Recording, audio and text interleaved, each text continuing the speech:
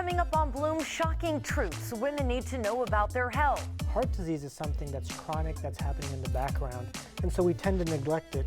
But I think as attention to women's health becomes greater in our community, folks are trying to figure out better ways to get women to their providers to seek attention. And meet a top author helping us grow emotional intelligence and nurture leadership excellence.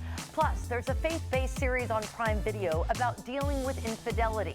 We'll have all that and more as Bloom, presented by Lifeguard Imaging, starts now.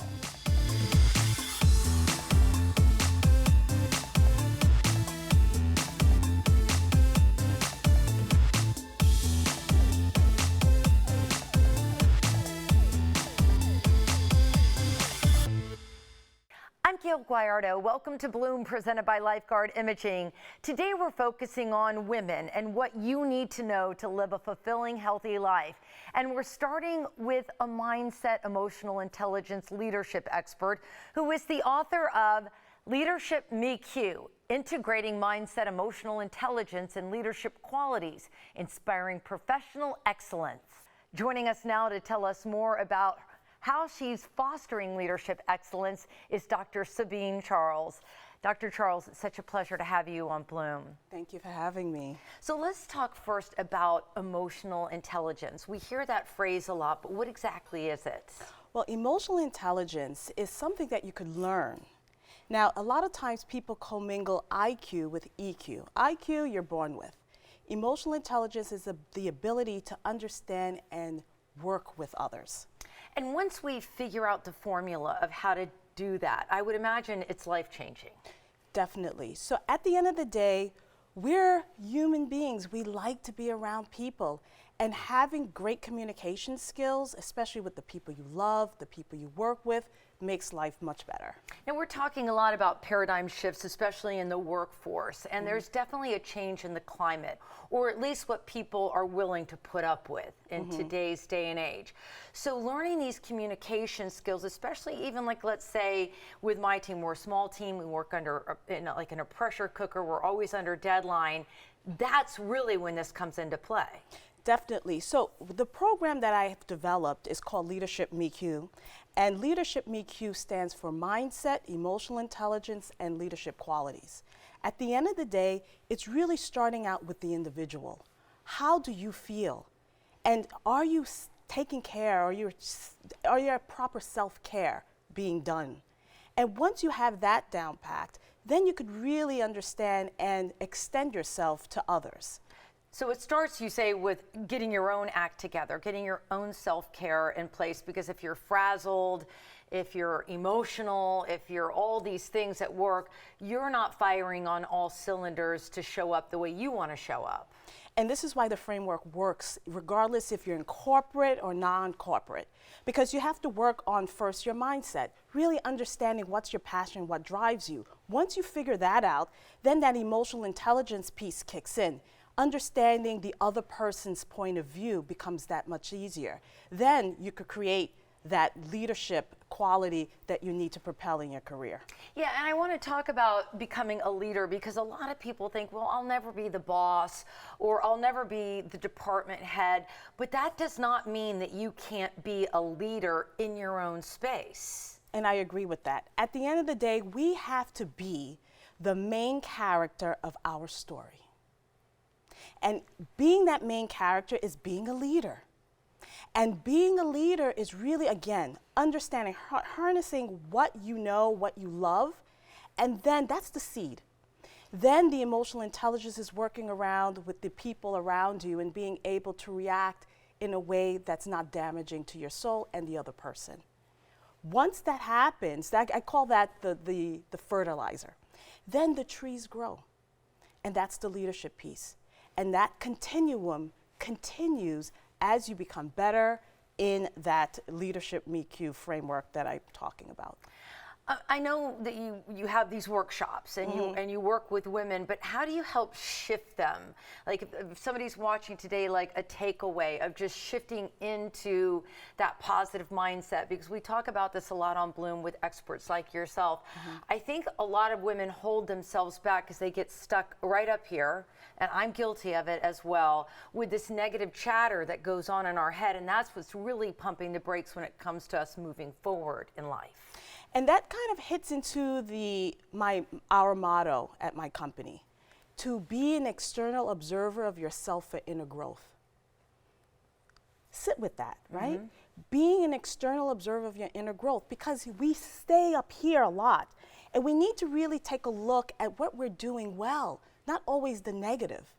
That negative talk is toxic, and really focusing on how to become better and moving forward from those areas being stuck. Now, the mindset piece, in the leadership MeQ piece, the mindset has 4 parts. And one of the parts is really talking about emotional safety and talking about social safety. Those are the things that we need to constantly be aware of our environment and also how we react to our environment. This is why the leadership MeQ framework is so powerful. Well, I appreciate you talking to us here on Bloom. I know that a lot of your work also centers around gratitude. So if you want to learn more about Dr. Sabine Charles, just head to bloomtampabay.com. And when we come back, why women are nearly twice as likely as men to be diagnosed with depression. We'll be right back. You're watching Bloom, presented by Lifeguard Imaging, saving lives through early detection. Call now 813-582-5222 to schedule your scan today.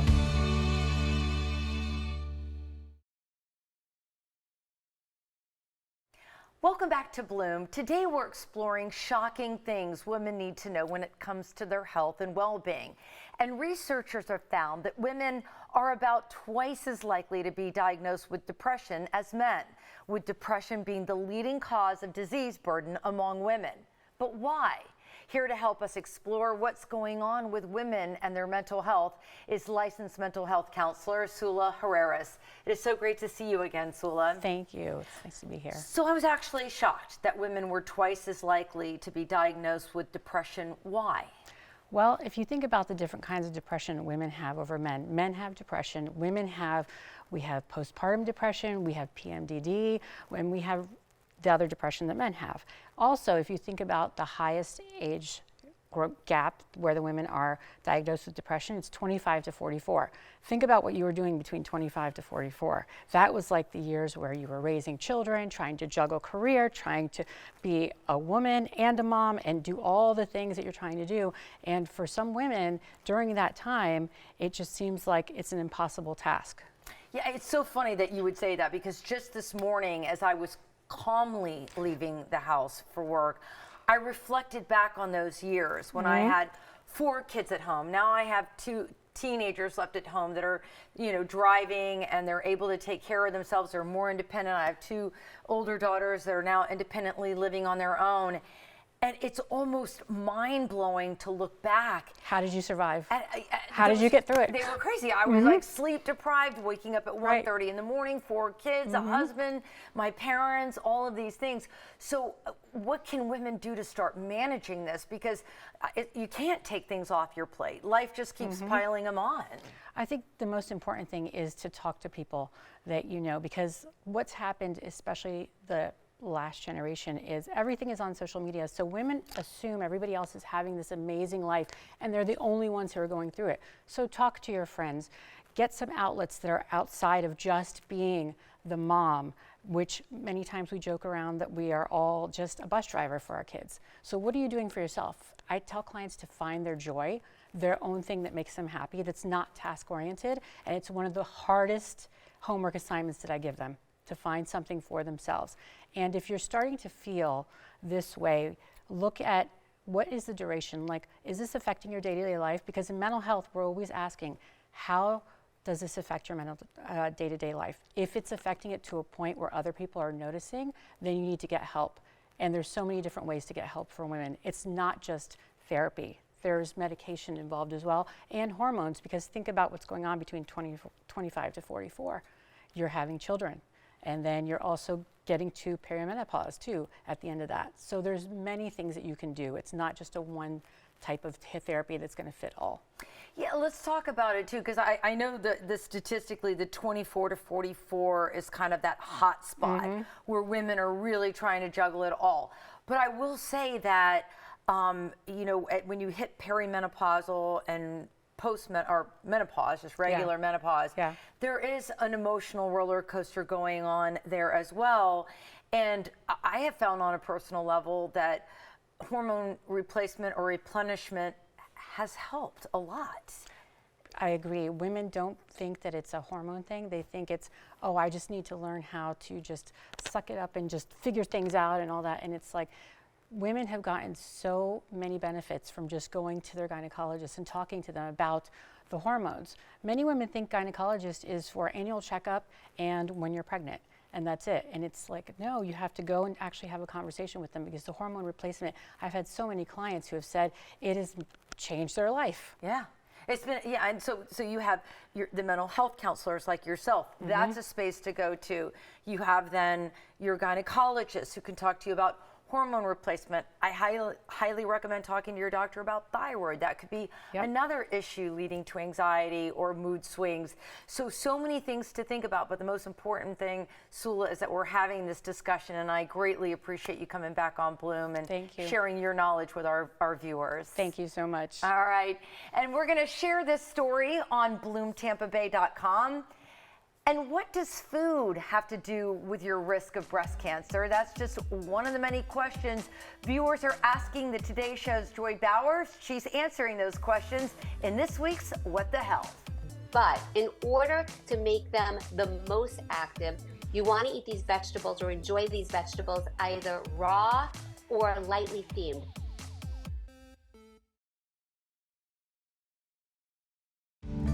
You're watching Bloom, presented by Lifeguard Imaging, saving lives through early detection. Call now 813-582-5222 to schedule your scan today.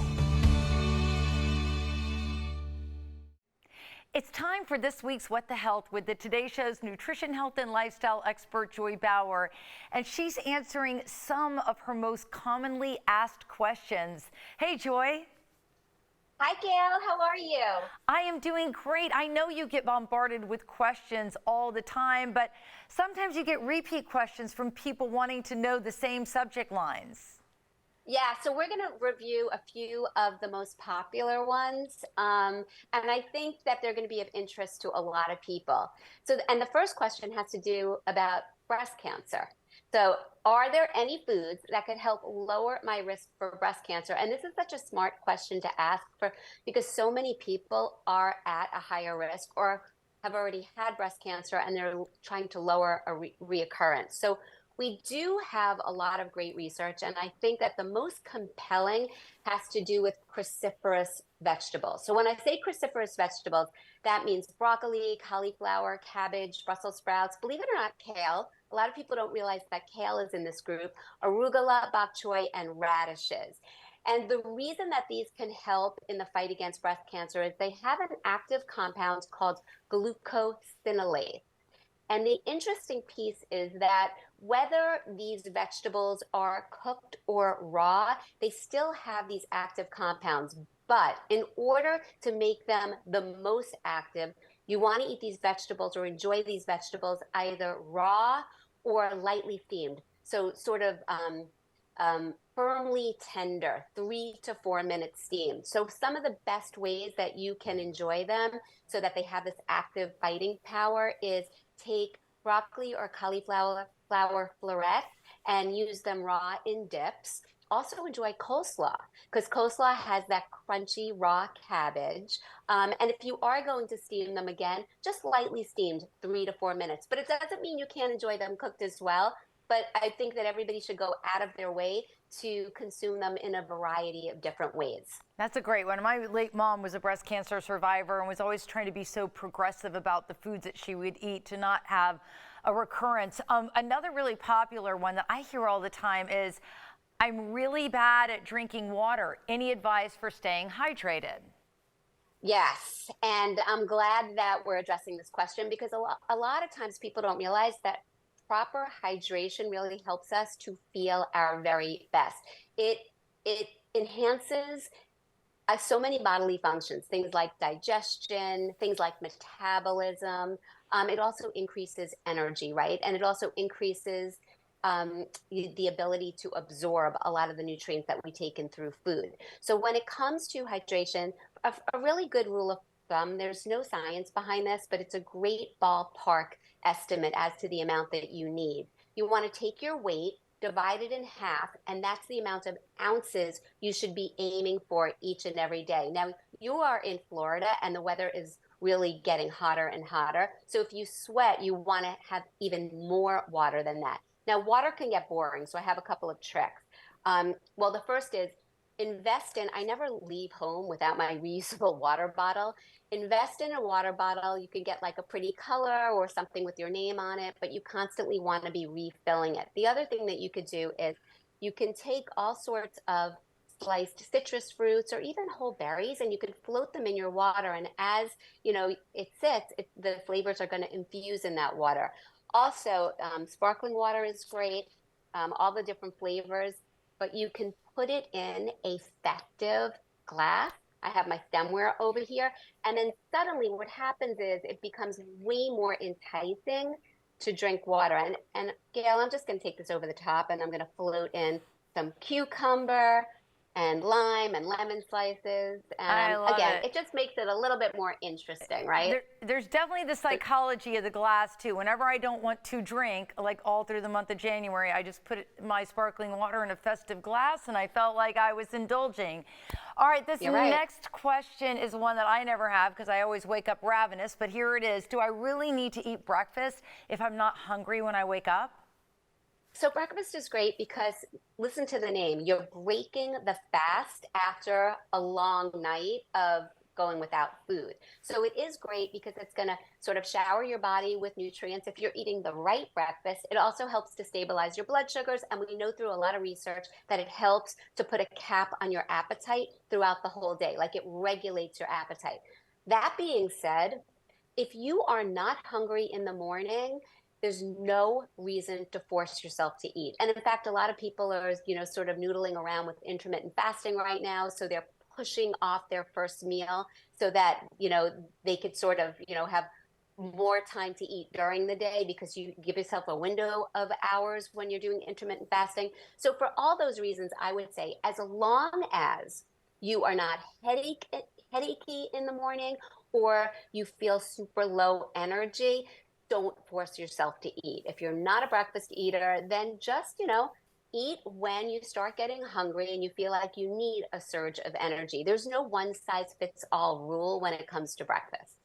All right. Last but not least, what are your best tips for controlling cravings? I think everyone's going to want to hear the answer to this.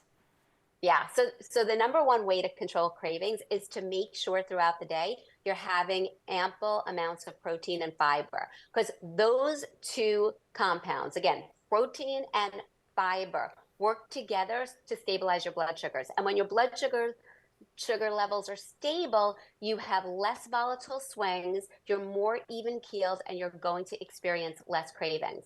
That being said, cravings are also habit, right? A lot of us after lunch and dinner, we just want something sweet, or in the mid-afternoon, we're craving something salty. So first I would say it's okay to have a small portion of whatever you're craving. But you could also go out of your way to come up with healthier alternatives for those very same cravings. So for example, I have a ferocious sweet tooth. Instead of going for gummy candies, I love freezing or buying frozen pitted cherries, and I keep big bags of them and even frozen grapes in the freezer. If you're craving ice cream, frozen sliced bananas, cream up. It's so indulgent and delicious. It feels like you're eating ice cream. And for a salty, crunchy snack, instead of potato chips, you could easily make kale chips. Or what you could also do is go for popcorn or baby carrots with salty salsa. So these are ideas that will satisfy that same sort of experience that you're looking for, but also give you tons of nutrition. So it's a win-win. But every once in a while, you could totally go for that craving. Just keep the portions in check. I love it. Joy, thank you so much. As always, it's a pleasure seeing you. You got it. Bye, Gail, and I'll see you next week. See you next week. And we're going to share Joy's advice on BloomTampaBay.com. We'll be back with more Bloom right after this.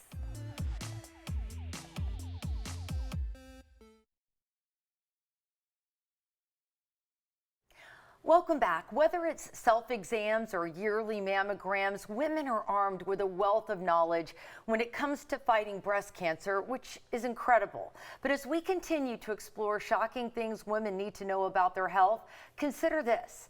Cardiovascular disease is more deadly than all forms of cancer combined.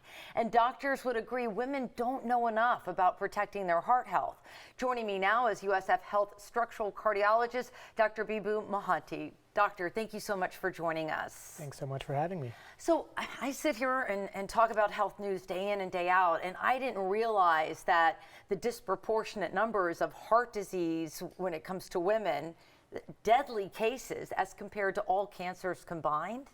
This is a very important fact that we're understanding more and more about as women take stock in their health, especially chronic illnesses. Cancers tend to come out as sudden occurrences in people's lifespans, and it draws a lot of attention. Heart disease is something that's chronic, that's happening in the background, and so we tend to neglect it.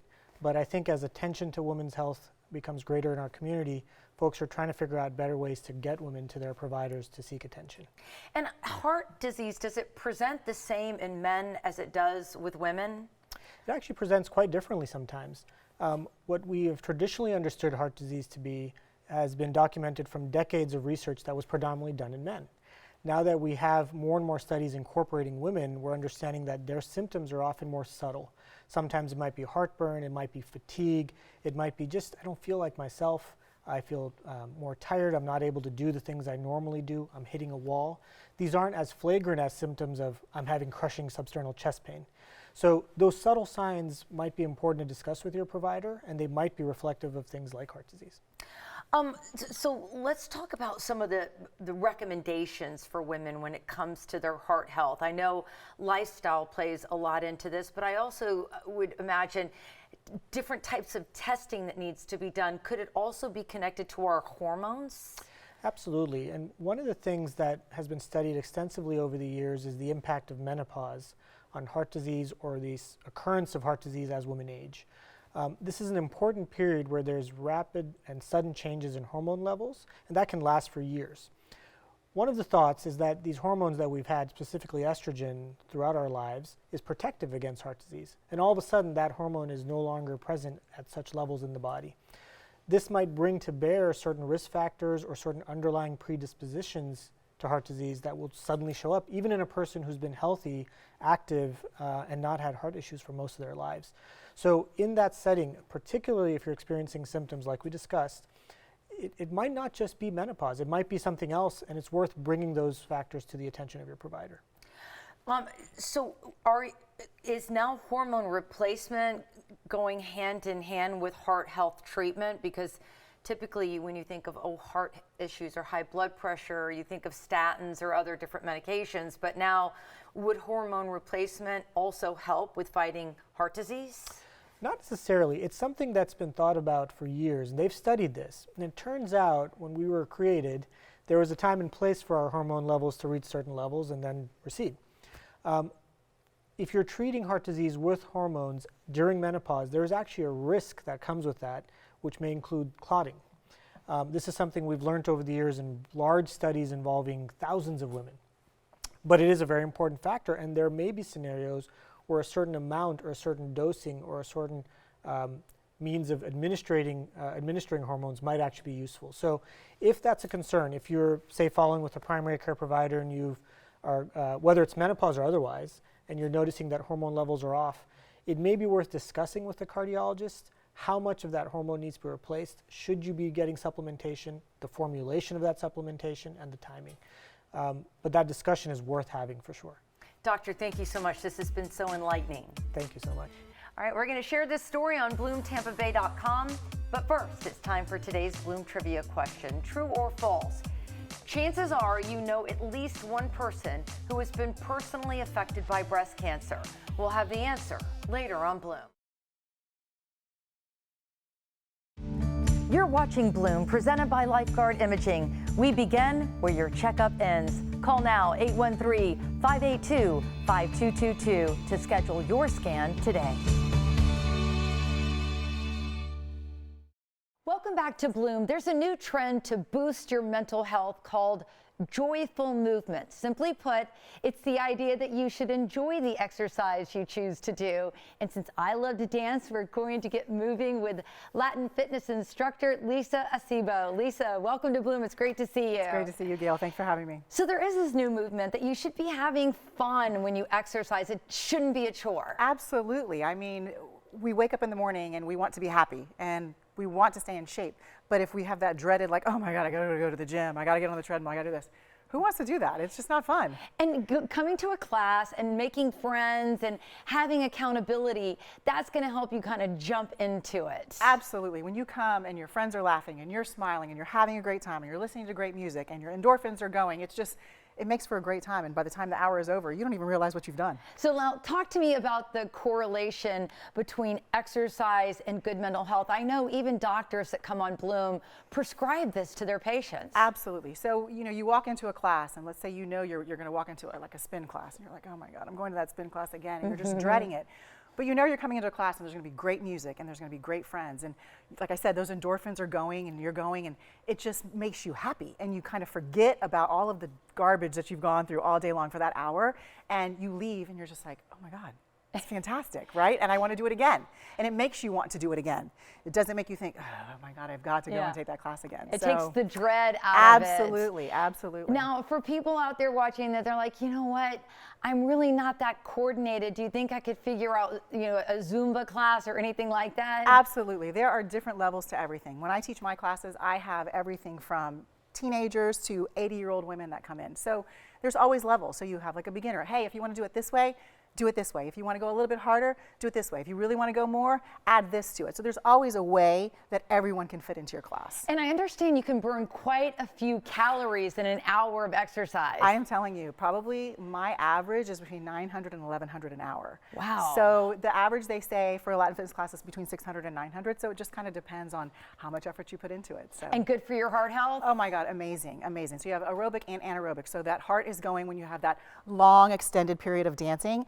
But then we do jumping jacks and we do squats and we do all that stuff. So you have that extra, you know, that energy that's coming out of your muscles. So you're just, that heart health is fantastic. All right, so take me through a couple of moves here. Sure. So, you know, like a basic salsa step is just like a three, you're going to go step, step together, step, step together.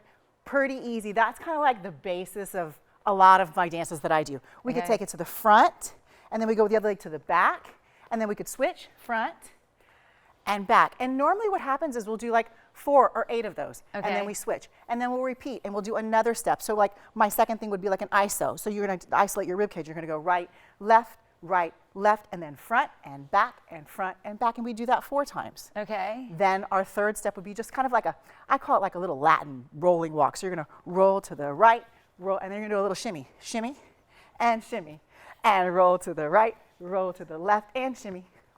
And then we go back and start it again. I love it. I see you brought some little weights. I did. So you can do is like I intermix my classes. So I'll do a dance and then I'll stop and I'll do a whole weight class, a weight dance. But you can take them and do like we can take this same thing that we just did and add our weights. So maybe we'll do that. We can do a couple of them and then we can pick up our weights and do it. All right, let's get some music going and you can kind of take me through the moves. I'll drop back a little bit so I can follow along.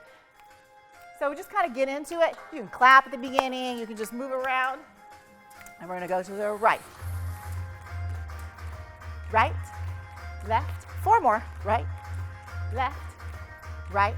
Now we're gonna go to the front with our right, take it back again, and then we're gonna switch. Left, take it back, left. Now we're gonna go right, left, front and back, front, back, take it right, left, and front. We're gonna do that 2 more times. This is right, left, front, right, left. Now we're gonna do that little walk that we did with the rolling arms. Roll to the right. Now do your shimmy, and shimmy, and roll, and roll, and shimmy, shimmy, roll, and roll, shimmy, shimmy. One more, and shimmy. Now we can pick up our weights, and that same exact dance that we were just doing, we can add a little bit. So we're gonna take this arm out when we do our little salsa, okay? So we're gonna go out, out, twist it so you get that tricep, out, out. Now we can take them down, up, down, up. Now switch, down, up, down, up. Now bring them in. And front, front. 1, 2, 3, 4. Let's go into our rolling and go roll. Roll it. You can watch Roll. this online. Yeah. We're going to be back with more Bloom right after this. Roll and roll.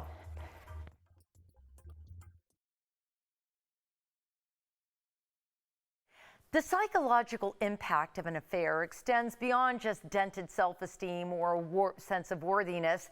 It might also pave the way for severe mental health disorders like depression and anxiety. And a new Prime TV series, The Baxters, starring Roma Downing and Ted McGinley, tackles this sensitive topic where the main character leans on faith to guide her through a difficult journey. I'm fighting for my marriage. I get you made a commitment to Tim. You don't know anything about commitment. You can't commit to anything. Have you talked to Ryan? Gary, if you ever need someone to talk to, you know I'm only a phone call away, right? Why did you come back? To save our marriage. Joining me now is Emmy-nominated actress, producer, and New York Times bestselling author of Box of Butterflies, Roma Downing. Roma, welcome to Bloom. Thank you so much. How are you today? I'm doing really well and super excited. The Baxter now on Prime. Tell me a little bit about the show. Gosh, it's based on a best-selling book series by Karen Kingsbury. Fantastic story, beloved family. It centers around Elizabeth and John Baxter and their 5 adult children, and they're dealing and navigating with the problems that life throws at them. As you mentioned, infidelity, this is one of the first challenges that Carrie Baxter, the second oldest daughter, is going to have to deal with in this first season of The Baxters, called The Redemption. And, you know, they're dealing with heartache. She's dealing with betrayal, but the family are a family of faith, and they come together around their faith and around their love for each other, and we see their resilience, and it's really beautiful storytelling. Karen has written fantastic stories, and you know, I really think it plays out a little bit like a soap opera. But we've been offering it out as a hope opera, and you know, a perfect series to drop right around the Easter season, which surely is the season of hope. It certainly is, and I wanted to talk a little bit about highlighting faith in our life journey, because I believe more and more we're talking about faith on mainstream shows, the big screen, the small screen. We're leaning into faith, and I know you are the founder and creative head of Lightworkers Media, which really centers around that. Yes, our mantra at Lightworkers was always that it's better to light a candle than to curse the darkness. And we've been committed to bringing uplifting and inspirational content. And so The Baxters comes under that banner. And I think it really does deliver, you know, but for many years, you may remember I played an angel, untouched by an angel. And over the years, so many people have said, wouldn't it be great if you could bring a show like that back to television? And while The Baxters doesn't have angels in it, it does deal with a lot of very similar themes, and with the intention to ultimately to uplift. They're a great cast.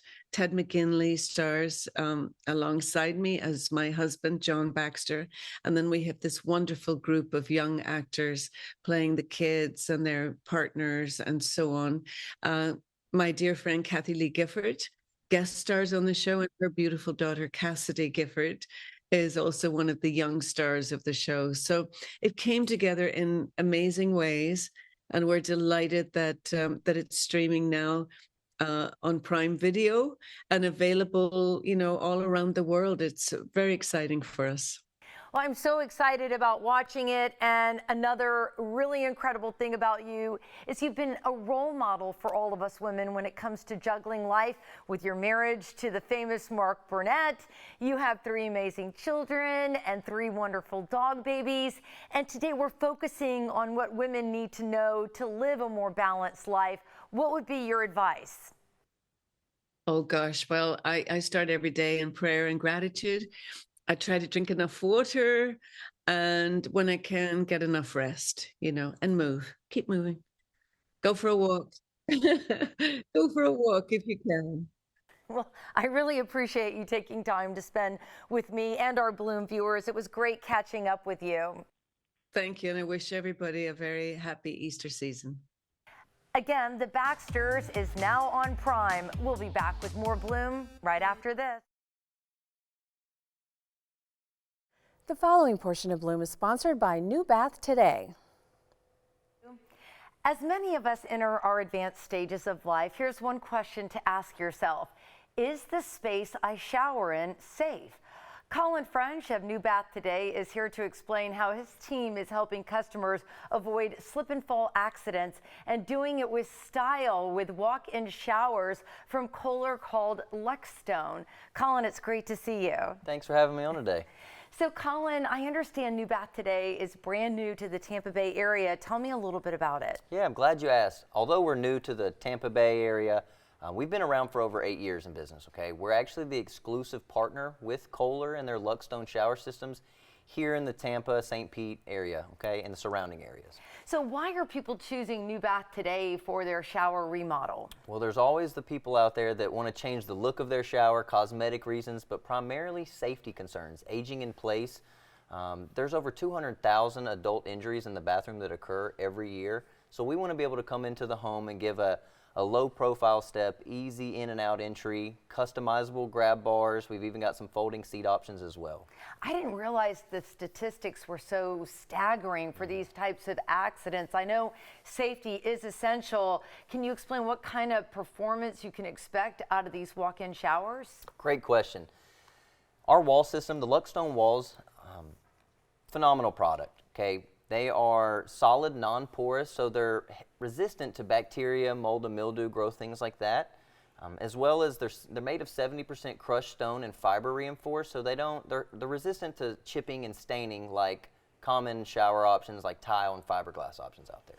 And we're looking at before and afters. I mean, aesthetically, they're absolutely beautiful. Do customers have a lot to choose from when they're deciding what they want to do? Yes, we're going to come into the home and do a 35-point inspection, bring in all the different wall colors, samples. We've got storage options, like I said, customizable grab bars and seating options that fold up and down as well. So a lot of different variety for our customers. So a viewer picks up the phone, they can call you, you'll have somebody come to their home, kind of walk them through the process and maybe help them out making selections? Yeah, we can get them down to a penny quote that's good for a year on their shower project that we designed in the house with them. We can get financing approved on the spot, and our customers are covered under a lifetime product and labor warranty. That is really fascinating. And so is it a major project, or are you guys like a well-oiled machine where you get in there and get her done? We are a well-oiled machine. Typically, our installers can come in and surgically remove the pre-existing tub or shower unit, start from the base up, and get our showers installed within typically 2 days. And it really speaks volumes that a company like Kohler is, working together with you to make this happen.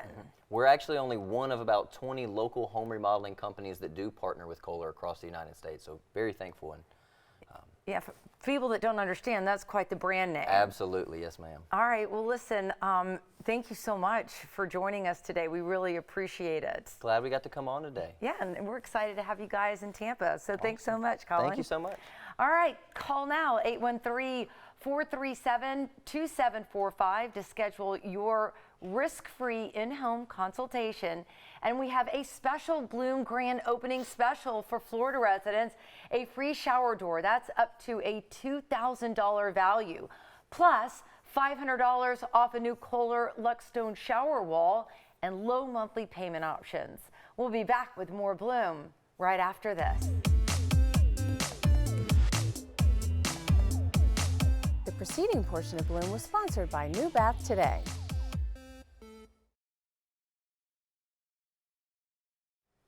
Journalist Annalise Bailey has found hope after hair loss. She joined us on our podcast, The Bloom Health Club, and got candid about her journey with alopecia, sharing how she really had to lean on her faith and trust that God would use her diagnosis for good. She now encourages and inspires others on a similar journey. And people often ask, like, Annalise, do you wish your hair would completely grow back? And my answer today would be no, because I've just really fully embraced how I look without it. The hair loss started at the very end of 2020 and went into 2021. And within 6 months of finding, the first like bald spot in my head, I lost all of the hair on my body. I kind of just felt like, God, what are you doing? Like, I'm already going through enough, and now you're taking away my hair. And I had multiple come to Jesus moments with, like, this is not something I can like blame God. And I need to be so thankful that God, it chose me in a way to, kind of carry this so I can encourage and uplift other people. And if you're going through a dark time, a difficult time that doesn't seem like it could be used for good or doesn't seem like there's anything positive, is to start sharing and making an effort to find community, because it takes a village. And I definitely would not be able to get through the dark time of my hair loss without a community of people, like, ensuring me, like, no, Annalise, you're still beautiful.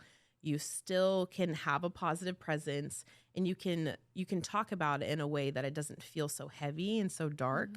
And then get to a point where, you're laughing about it and you're finding, the positivity. It's definitely a journey, and you just have to keep walking.